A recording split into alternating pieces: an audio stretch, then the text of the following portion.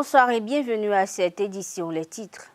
En vue de combler les insuffisances et résoudre les problèmes d'interprétation liés à l'application du code électoral, l'Assemblée nationale a étudié et adopté en ce jour en procédure d'urgence la loi numéro 2020-13 portant interprétation et complétant la loi numéro 2019-43 du 15 novembre 2019 portant code électoral en République du Bénin, adoptée à l'unanimité par les députés. Cette loi comporte de nouveaux articles pour faire face au blocage de l'élection des maires observé depuis quelques jours.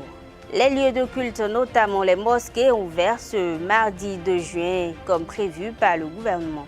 Dans la journée, fidèles, musulmans et imams ont été sensibilisés sur les attitudes à adopter pour lutter contre le coronavirus, une initiative de la Fondation Malheureux. Bars, lieux de culte et transports en commun fonctionnent à nouveau depuis ce jour dans le strict respect des mesures instaurées par les autorités gouvernementales. Mais au niveau du secteur de l'éducation, précisément chez les enseignants d'écoles privées, la vie n'est pas rose. À suivre dans cette édition, quelques-uns qui en parlent.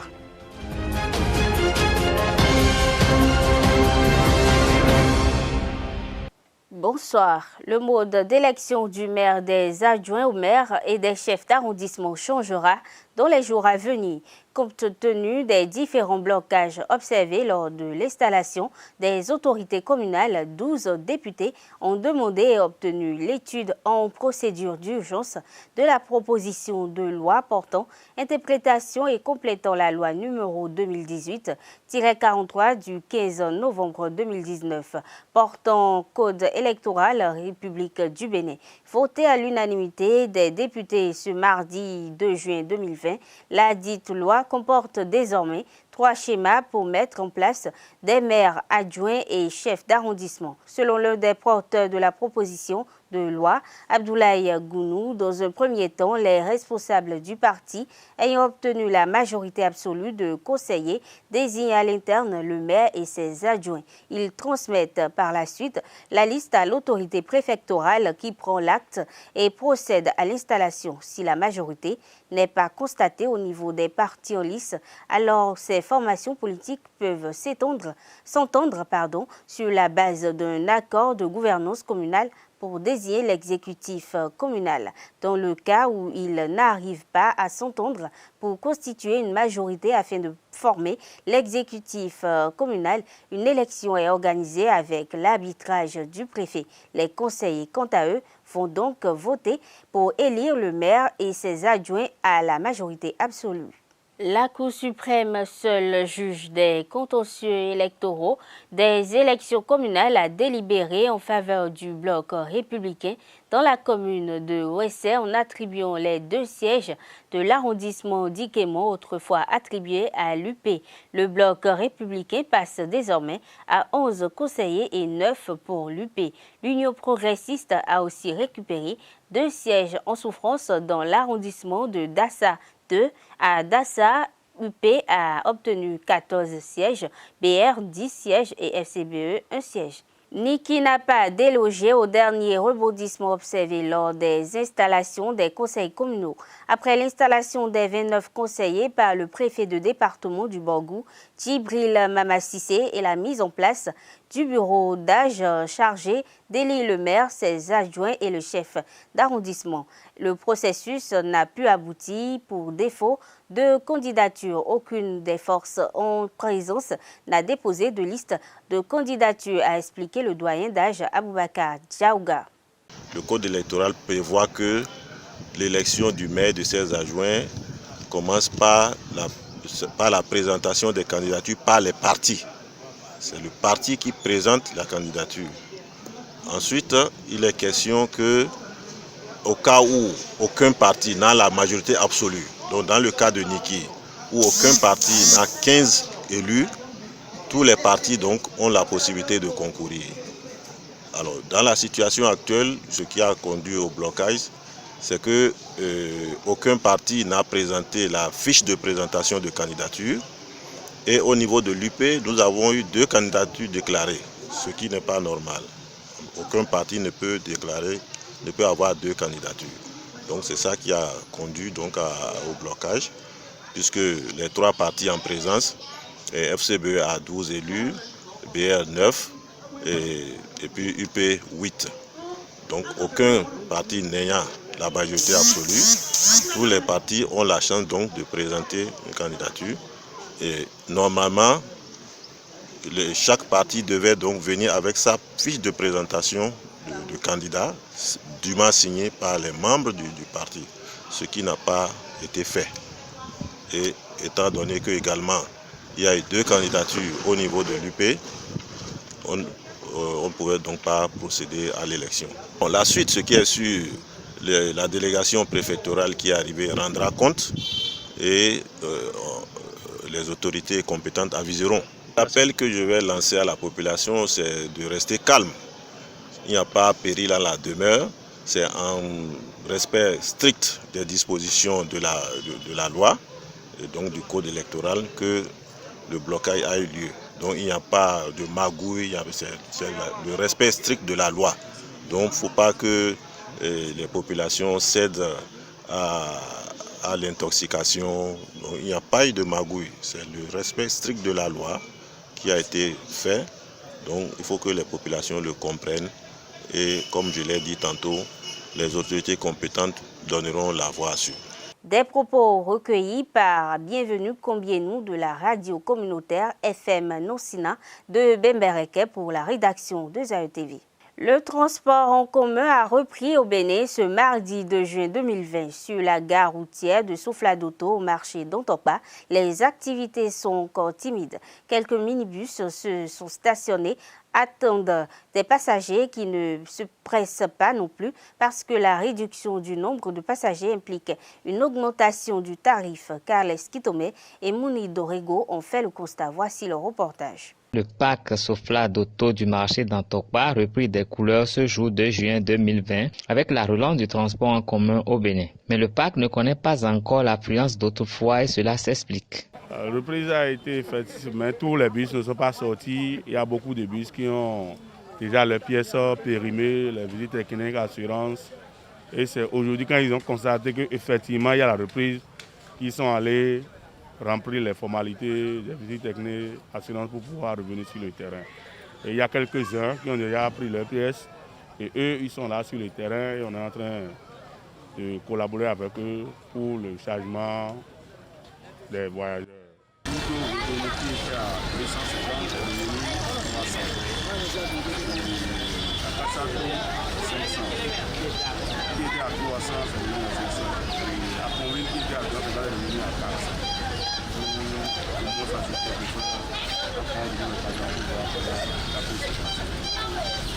Secondo, on a le système de lavage qui est mis à notre disposition. On a mis à disposition le chauffeur, le passager, pour qu'ils prennent l'appui sur ça avant de rentrer dans la ville. Et secondo, quand ils rentrent dedans, tu vas faire aussi des taxes avant le démarrage sur la gare. C'est pour ça qu'on a pris le changement qu'il y a eu entre avant et maintenant. Les mesures prises pour freiner la propagation de la COVID-19 influencent le prix et le nombre de passagers à transporter.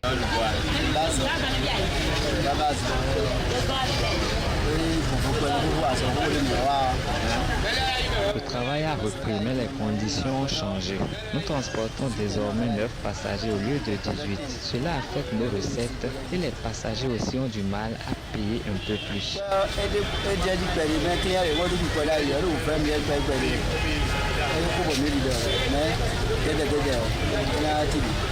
Les passagers se réjouissent du retour du transport en commun, mais les habitudes ont changé.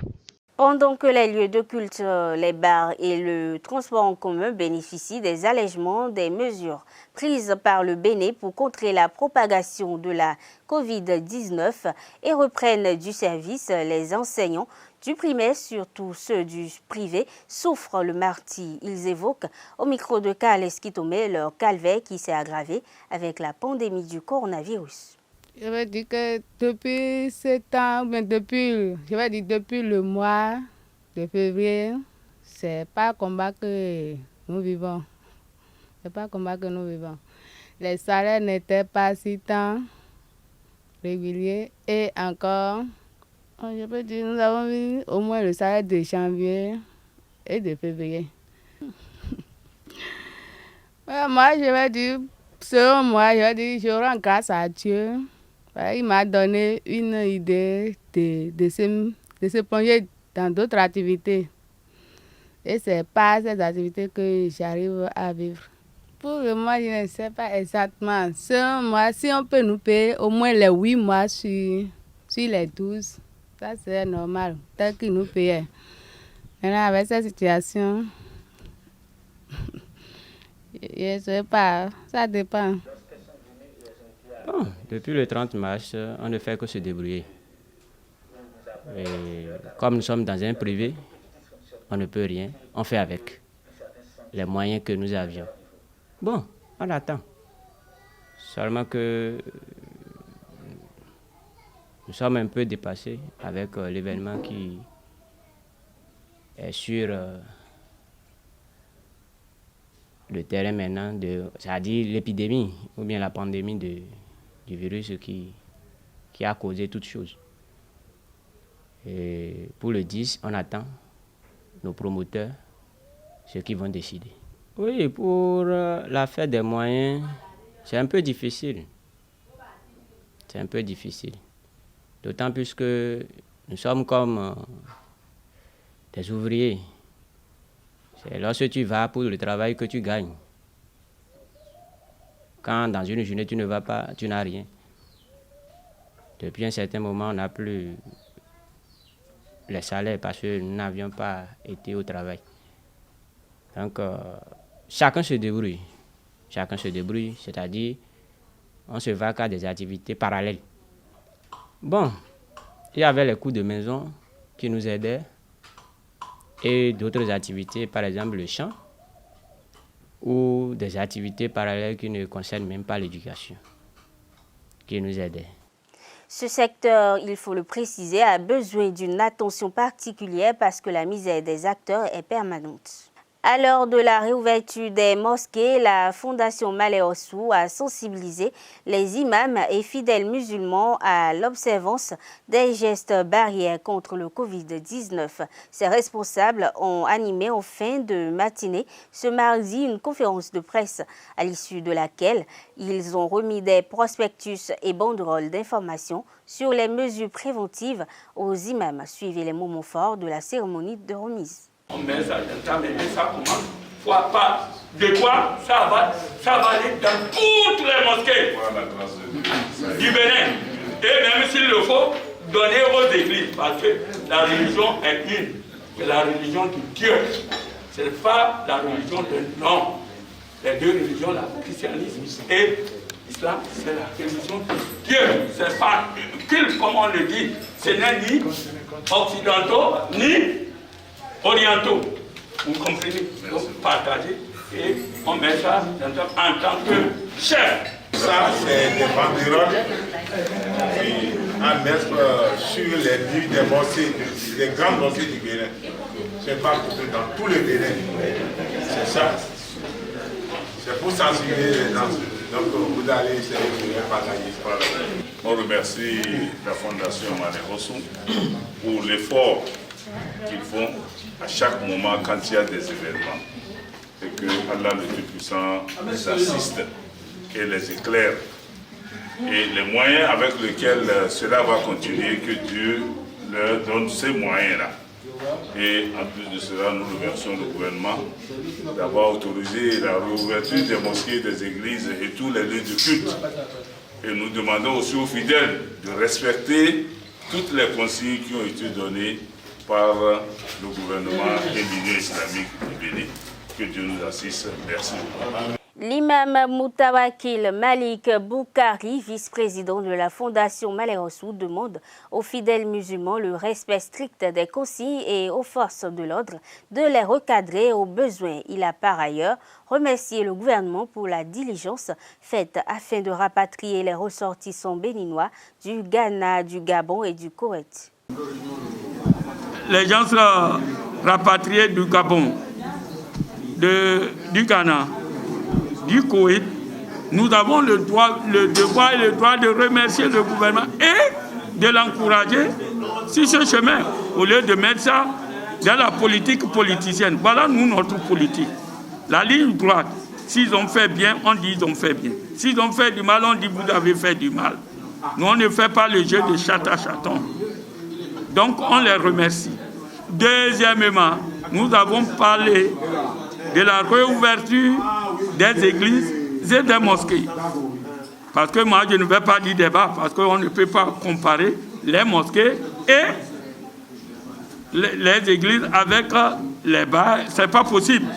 Nos autorités n'ont qu'à changer cette attitude. Mais la religion, c'est la religion de Dieu. Ce n'est pas pour les Occidentaux, nous, les Orientaux. Donc c'est Dieu qui envoie et c'est Dieu qui va nous... Je dis bien, la réouverture des mosquées, nous remercions aussi le gouvernement. Et nous allons, Inch'Allah, comme ils l'ont fait, avec bonne volonté, s'il plaît à Dieu. Nous, les mosquées et les églises sont ouvertes et c'est maintenant à coronavirus d'être enterré par Dieu. Inch'Allah, Dieu va l'enfermer parce qu'il avait fermé les mosquées. Et je demande à tous les imams, tous les musulmans, tous les pasteurs, tous les chrétiens de prier Dieu pour que Dieu purifie. Parce que c'est la prière. Donc, quand les mosquées étaient fermées, c'est déjà un danger pour nous. C'est le moment de prier. On ne peut pas être en train de prier Dieu, de demander pardon à Dieu et il va nous punir. Non, il a dit dans le Coran, il dit à son prophète, tu ne peux pas être parmi eux et je vais les punir. Et je ne vais pas les punir au moment où ils sont en train de demander pardon. Alors, on a ouvert nos mosquées, nos églises. Alors, demandons le pardon de Dieu et Inch'Allah, coronavirus sera vaincu. L'islam, c'est la paix. Donc, je demande à nos fidèles de respecter strictement ce que l'Union islamique les a conseillé et ce que l'État a demandé de faire et de laisser ce qu'on a dit de ne pas faire. Et aux autorités aussi d'être doux et compréhensifs avec eux. Là, nous pouvons construire un État de droit. La Fondation Malé-Rossou s'est également prononcée sur l'actualité liée à l'installation des conseils communaux, notamment au blocage observé lors de l'élection de l'exécutif. Son président, El Hadj Yacoubou Malé-Rossou, fustige le comportement de certains élus.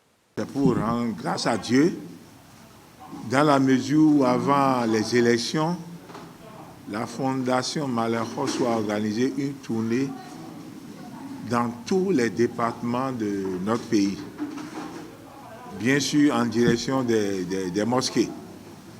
Et nous leur avons donné des conseils pour que les élections se fassent sans difficulté, sans incident. Et partout, les gens ont accepté ce que nous avons demandé, ils ont prié même pour le pays. Alhamdoulilah, les élections viennent de terminer et je crois qu'il n'y a pas eu de problème. Nous avons constaté qu'il y a beaucoup de maires qui ne sont pas des candidats au maire, ils ne sont pas désignés et ceux-là lèvent la main pour quand même poser leur candidature en dehors de ce que le parti a proposé. C'est une mauvaise chose. Moi, je suis rentré dans la politique depuis 1973 et je n'ai jamais vu ça. Jamais. C'est que si le parti désigne quelqu'un, c'est celui-là qui a la responsabilité d'être le maire, ou bien premier, deuxième. Mais celui qui n'est pas désigné et il lève la main, c'est que normalement ceux-là doivent être radiés des partis. Ça c'est du désordre. C'est du désordre. Moi, je n'ai jamais vu ça. Et tout le monde veut être maire. Et si ceux-là gagnent, demain, est-ce que les responsables des partis auront la même mise sur eux? Ce n'est pas possible. Parce qu'ils ont levé la main et avec de l'argent, je ne sais quoi, les gens ont voté pour eux. Donc cela veut dire que les responsables des partis n'ont aucune valeur auprès de ceux-là. Donc moi j'ai réagi et je crois que les responsables sont en train de penser à faire quelque chose. Le 1er juin 2020 marque la 36e édition de la Journée de l'Arbre. En cette occasion, le réseau des jeunes étudiants, leader pour l'atteinte des objectifs de développement durable à Bénin, a mis sous terre 2 centaines de plants dans l'enceinte du centre de santé de Révier. Ils ont reçu le soutien du personnel du centre de santé, des communautés villageoises et du garde forestier de la zone de Révier. Carles Kitome a été témoin de cette matinée pluvieuse. Voici son reportage. Les membres de l'association Réseau des jeunes étudiants leaders pour l'atteinte des ODD, RIGED, se sont joints au personnel du centre de santé de Révier et aux habitants du village Zundo pour mettre en terre quelques plants dans l'enceinte de la maternité ce jour 1er juin 2020. La 36e édition des Journées de l'Arbre que nous sommes en train de célébrer ce 1er juin 2020. Et le thème de cette année, c'est Arbre et conservation de la biodiversité pour une économie verte. Je pense que le thème résume déjà tout. Parce que sans arbres, on ne saurait parler de la biodiversité. Les espèces qui ont été choisies sont d'une grande importance pour le Grand Cotonou où la satisfaction en bois, énergie devient de plus en plus préoccupante. La sage-femme en a parlé. Celui qui a planté un arbre n'a pas vécu inutilement. Mais il aurait vécu inutilement si ce dernier n'est pas entretenu. Donc je veux que cette année, que nous ayons 100% de réussite. Cette date est la première phase du projet Planète Verte du RIGED. La première phase qui nous a réunis ici à la maternité de Révier ce matin a consisté à mettre sur terre plus de 200 pieds d'arbres.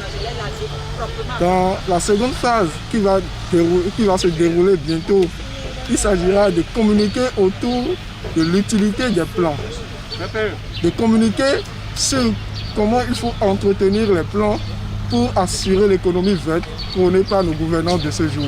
Et cela finira par une campagne, une sensibilisation au CEG Révier pour déboucher maintenant sur un autre aspect du projet que nous appelons les ambassadeurs de la nature à Révier.